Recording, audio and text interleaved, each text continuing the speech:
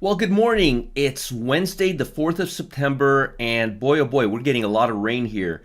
Doesn't look like we're going to have a hurricane, but it sure looks like we're going to get hit with a lot of rain. And you know what? I'm okay with that. So, before I get into today's analysis, I got a question for you guys, and please send me responses to support@marketgeeks.com. That's support@marketgeeks.com, or post your reply here. I'm thinking about doing a meetup, all right? The reason I'm thinking about doing a meetup is because I've been getting so many cool responses, and I had no clue that we had so many followers and fans at Market Geeks and Wealth Press. So what I'm thinking about is doing a meetup. So what I want from you is I want you to tell me about your experience at a meetup. Have you profited after hearing something at a meetup? Did you meet someone cool that gave you a secret that you profited from?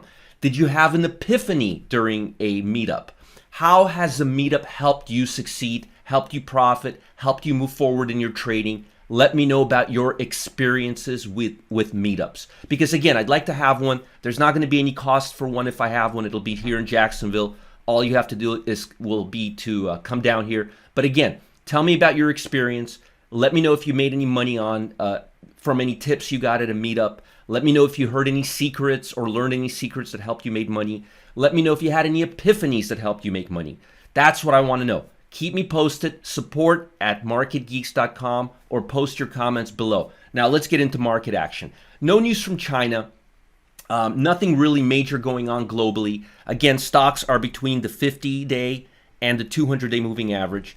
I looked at market sentiment, which is right here, and right now we're going back to neutral levels, so I'm not expecting a major rubber band approach.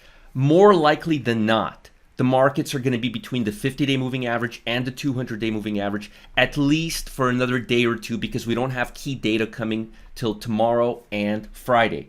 Tomorrow, let me show you what we have here. We have jobless claims, we have factory orders, and Friday we have Jerome Powell speaking again, and God only knows what he's going to say.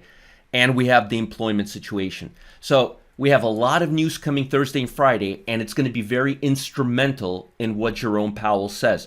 If the jobless claims and employment data shows sign of weakness, vulnerability, he's going to have a beautiful case to lower rates again. If, again, the employment data is off the roof positive and the employment situation shows that there's higher employment and employment is at a 20-year high, or a 40-year high, I think employment data about 2 months ago was at a 35-year high. So there was very little justification to say that economy is slowing down, because how much can the economy be slowing down if employment data is showing such strong gains? But again, it's very important. Let's see what's happening. Let's see if the Fed is going to be split or if the Fed's going to have a strong opinion going forward. My belief is, and the bond markets is there's about an 80% chance right now, maybe 90% chance that the Fed will lower rates again. Again, don't expect a lot of trading action. I'll expect mostly back and forth till at least tomorrow and maybe Friday. And if you're planning on going long, I want to see, let me show you something here. I want to keep you out of trouble. Before you go long, you want to see 2 complete days completely above the 294 level. So you want the low on the day to be like at 294.40, 294.50. Otherwise, don't get suckered into this market, because if you would have done that, you would have been suckered in here on the 8th, you would have been suckered in on the 13th, you would have been suckered in on the 30th. Don't want that to happen to you. Wait for the market, just like right here, right around the 6th and the 11th. Notice it traded 2 days completely above, and then the stock market began taking off or going higher. That's what we're looking for. So again, same thing. Look for 2 complete days trading above the 50-day moving average, which is right now at the 294 level. Now, I got a little surprise for you.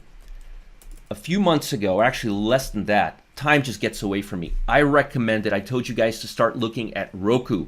I said Roku was going to be a big, big winner. And I want you to look at Roku. I recommended Roku right around the 120 level. It's now at the 160 level. And the question is it going to go higher? Yes, I believe Roku's going to be going higher because it has more upside. I'll tell you why. There's a lot less competition for Roku than ever right now. Netflix is losing its contracts with the major broadcast stations. So all those Friends, Frasier, Seinfeld, all these shows that you guys used to watch on Netflix, they're not going to be on Netflix. Netflix is going into original programming. They've been planning it for years. Their contracts have been running out. But Roku is primed. Also, Roku comes in almost every TV built in. All right, there's a Roku built into every TV, which means whenever you buy a TV, you get Roku already. And Roku's great because you can watch all those shows that you grew up watching or shows that are overnight. It's a great service.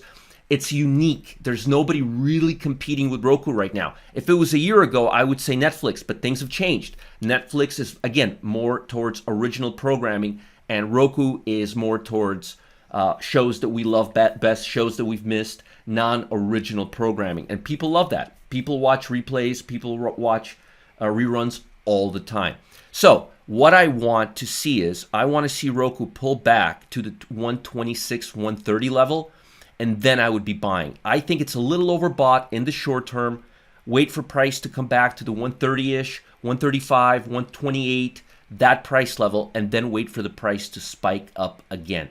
Hope this helps. I'll talk to you tomorrow, and I'll get into Fed data tomorrow and Friday, and that's going to be a very, very important topic to determine whether or not we're going to raise or lower rates. And again, meetups. If you guys have experience in meetups, if you guys had profits after going to a meetup, if you guys learned a secret at a meetup, if you had an epiphany at a meetup, please let me know. support@marketgeeks.com or leave your comments here. We may have a meetup very soon. I need to know whether it's worth it or not. I want to know whether it's worth your time. Let me know. Get back to me. I'll talk to you guys later. Bye.